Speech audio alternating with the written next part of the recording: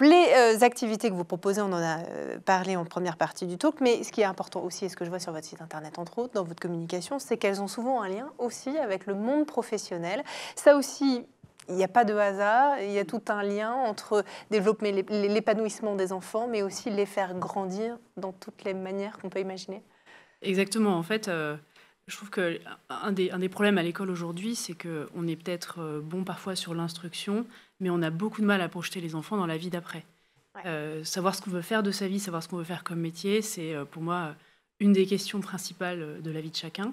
C'est une source de stress pour beaucoup de parents de se dire « Oh là là, mon enfant, en fait, ne sait pas ce qu'il veut faire ». C'est bien normal. Je pense que nous tous, à 15-16 ans, peut-être qu'on était encore un peu perdus. Bah, c'est tôt. Et voilà, c'est très tôt. Et en même temps, le système français force à choisir aussi très en amont.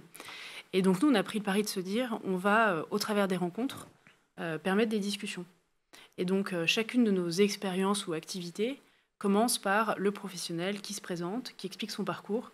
Et souvent, ce n'est pas du tout un parcours linéaire, c'est-à-dire que le chef cuisinier pouvait être ingénieur avant, le bricoleur pouvait être dans le marketing d'une grande boîte.